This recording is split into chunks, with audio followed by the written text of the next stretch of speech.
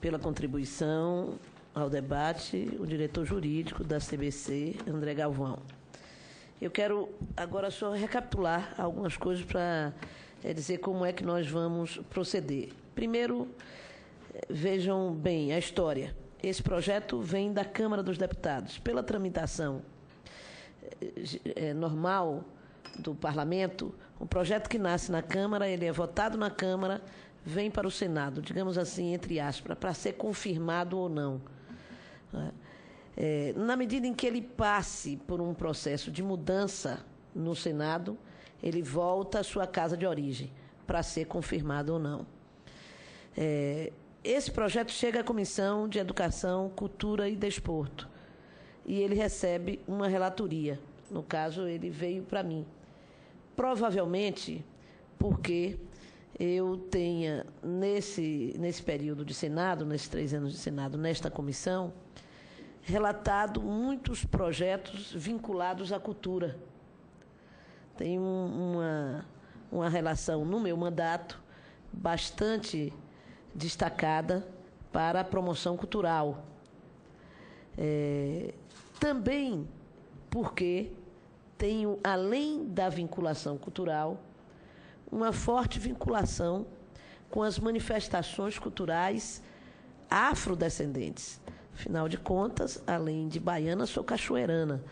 Então, não tenho como tirar o pé desta raiz, ainda que desejasse, não desejo.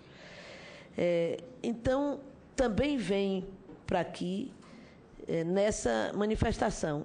A própria Fundação Cultural me procurou, pedindo que eu me manifestasse como relatora, justamente pela quase parceria que o meu mandato tem ao longo desse, além de deputada federal, como senadora, com a Fundação Cultural Palmares e toda a área cultural do Ministério.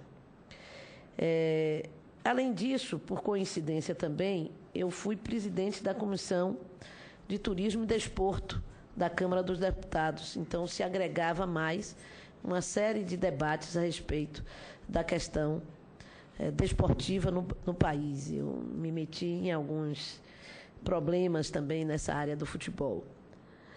Então, por tudo isso e com essa visão, é que eu me dispus a relatar esse projeto. Desde o início, eu avisei para os companheiros da Fundação Cultural e os outros que me procuraram que eu não tinha pressa, não tenho a menor pressa. Se tivessem pressa, tinham que escolher outro relator. Por que eu não tenho pressa? Primeiro, porque eu acho que é um assunto complexo e que precisa de ouvir, maturar, amadurecer. E é isso que nós estamos fazendo. Fizemos na Bahia, estamos fazendo aqui hoje. Eu, pela minha formação política, tenho costume com o debate acalorado, né? E, portanto, sei da necessidade de ouvir e deixar baixar um pouco a tensão, a pressão, a fervura, para depois a gente concluir. E hoje, quando se trata de profissão, é praticamente uma deliberação, uma norma da Comissão de Justiça do Senado e, no caso da educação, porque para aqui vêm os projetos de regulamentação profissional, é obrigatório que seja feita uma audiência pública. Por quê? Pelo um número muito grande de propostas de regulamentação de profissão e pelo posicionamento do Supremo Tribunal em relação a essa questão, que leva à presidência da República também a um posicionamento de veto. Nesses 3 anos aqui, todos os projetos, com exceção de um, de regulamentação da profissão, foram vetados pela presidência da República, independente de ser Fernando Henrique, Lula ou Dilma. Não é uma questão partidária. Justamente pelo posicionamento do Supremo Tribunal em relação a isso, de buscar não estimular o reconhecimento de profissão por uma série de razões constitucionais. Eu dou exemplo da profissão de turismólogo. Há 39 anos existe o curso de turismo formal, uma graduação em turismo, e essas pessoas que se formam em turismo querem o reconhecimento da profissão de turismólogo. E todos os presidentes da República, de Fernando Henrique para cá, todas as vezes o Congresso vota por um movimento natural de representação política, e todas as vezes os presidentes da República vetam, por uma série de razões, inclusive as razões que foram destacadas aqui pelo assessor jurídico. Por isso, tudo é necessário caminhar devagar, ouvindo, refletindo sobre isso. Um destaque que o consultor jurídico fez é que toda regulamentação de profissão ele termina significando limitação, restrição ao exercício daquela prática, porque ela vai normatizar, vai causar, sem dúvida nenhuma, restrição. Então, é necessário, a primeira pergunta, regulamentar a profissão de capoeirista? Essa é uma discussão que está embutida nesse debate, né? Porque isto precisa estar posto. Tinha um projeto aqui da área de turismo, em princípio, parece positivo, que é regulamentar a carreira de cozinheiro. Sim, mas ao regulamentar essa carreira de cozinheiro, você vai colocar muito cozinheiro que sustenta uma boa parte da base da cadeia produtiva do turismo fora dela. Porque como é que se vai regulamentar? A cozinheira de um restaurante tem que passar pelo curso de cozinha do SENAC? Ou pode não passar? Então, tudo isso, eu estou trazendo isso à tona para vocês não pensarem que é apenas um problema de vocês, da área da capoeira, que eventualmente algum possa achar que é mais infeliz do que outra. Não, essas são questões que dizem respeito mesmo ao ambiente da discussão de regulamentação de profissões. No caso da capoeira, aí o problema é maior, porque, em tese, não é nenhuma profissão. Em tese, também não é, vocês já disseram aqui, não são atletas da capoeira. Então, ela tem um conteúdo que exige, né, uma análise até antropológica, né, da capoeira no Brasil. E eu não estou querendo me meter se vocês devem criar confederação, não criar confederação. Estou dizendo apenas que um rápido olhar sobre o assunto nos permite concluir que regulamentar a profissão já é complicado, regulamentar a profissão de capoeira ou na capoeira é mais complicado ainda. Portanto, vamos com calma, vamos devagar, para ver se a gente consegue construir consensos. Eu vou propor que, a partir dessa definição, desse relato, inclusive, do IPHAN, do trabalho, da escuta que tem feito nessa área, não tem porquê a Comissão de Educação não se beneficiar desse trabalho. Nós já fizemos isso em outras ações aqui, em projetos, buscando apoio técnico nos ministérios atinentes àquela área. Então, esse ano é um ano de eleição presidencial, governamental, muda 1/3 do Senado, muda a Câmara dos Deputados.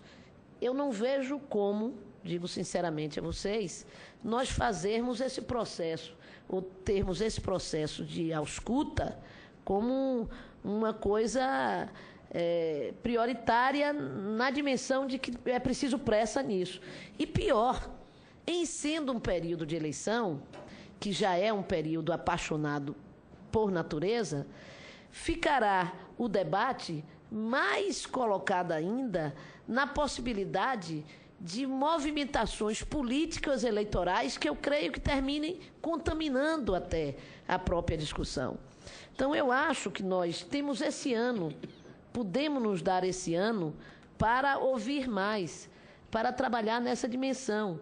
E vou propor à secretaria da comissão, a presidência da comissão de educação, que nós possamos fazer esse trabalho vinculado ao trabalho que está sendo desenvolvido pelo IPHAN, e nós possamos até, sugerindo ao IPHAN, sermos convidados a participar do grupo de trabalho que o IPHAN desenvolve. Eu creio que é uma boa metodologia para o momento de impasse que nós nos encontramos. E, em vez de fazermos o que já tem restrição do Senado, fazermos agora mais 10 audiências públicas nos estados, porque isso custa para o Senado, orçamento, viagem. Quando nós vamos a um estado, vai a secretaria da mesa toda, vão funcionários, tem que ir a equipe de TV do Senado, tem que ir tudo que vocês têm aqui hoje. Então, isso custa, né? Então, há uma orientação de que nós possamos diminuir isso. Eu acho que nós podemos nos unir ao Ministério da Cultura e fazer, por enquanto, um movimento que seja mais barato e mais produtivo na direção de participar desse grupo de trabalho para ir formatando uma posição. E, nesse nível, eu vou formatando um posicionamento que pode depois se refletir num substitutivo a esse projeto de lei, que, pelo que li e já ouvi e já discuti, é muito pobre enquanto projeto de lei para responder à complexidade da prática da capoeira no Brasil, né? Que termina sendo a mãe, porque tudo que é uma herança da nossa tradição africana, na verdade, como ela foi preservada e desenvolvida no Brasil, como a própria religião do candomblé, você hoje tem a mãe, a base e a fonte termina sendo o Brasil e não mais a África. E na capoeira acontece também a mesma coisa. Então, eu acho que nós poderíamos caminhar assim. Quero assumir com vocês o compromisso de fazer isso dessa maneira, ouvindo a todos, buscando os consensos possíveis, se eles existirem, e dar tranquilidade a todos vocês que não pretendo fazer nenhuma agressão à capoeira com qualquer substitutivo ou projeto de lei assodado que pretenda regulamentar a capoeira, seja como profissão ou mesmo como desporto no meu relatório. Eu contei ao mestre aqui, brincando, que até minha neta já está aprendendo capoeira na escolinha dela lá, vai fazer ainda 3 anos de idade, e eles têm, olha as diferenças, tem balé, dança e capoeira, e ela faz as duas, que é uma parte do tempo de ficar atrás. E eu achei engraçado que deram uma calça branca a ela vestiu e disse assim: isso é capoeira, vovô. Aí eu disse: olha, as referências que vão ficando na cabeça de uma criança, né? A diferenciação imediata que ela fez. Quando bate palma, isso é capoeira, vovô. Então, ela vai identificando tão precocemente essas manifestações. E é claro que não é uma roda de capoeira tradicional, mas só o fato, aí aproveitando isso, de uma criança numa escola de classe média no Brasil hoje poder identificar a capoeira como manifestação cultural, eu acho que isso já é um valor democrático produzido por essa luta que vocês, capoeiristas, são os maiores responsáveis. Nós saímos da criminalização da capoeira, da criminalização do candomblé no Brasil, para hoje termos candomblés, terreiro de candomblé transformado em patrimônio cultural na minha terra e em todo o Brasil, e ter o reconhecimento da capoeira como patrimônio cultural do povo brasileiro. Isso é extraordinário. Agora nós vamos daqui partir para diante. Só peço desculpas que vocês tenham me criticado ou não por a nossa primeira audiência ter sido na Bahia. Aí, sinceramente, eu nada posso fazer, porque eu sou eleita pela Bahia também, tenho que prestar satisfação ao povo da capoeira da minha terra também. Então, muito obrigada. Eu peço desculpas por qualquer dificuldade que tenha tido a sessão, mas acho que ela correu bem. E agradecer a contribuição de cada um de vocês, que foi riquíssima para o nosso debate. Nós temos tudo isso gravado e, posteriormente, nos reuniremos para dar seguimento a essa conversa, tá certo? Então, quero agradecer a participação de todos, da Confederação e de todos vocês. Muito obrigada.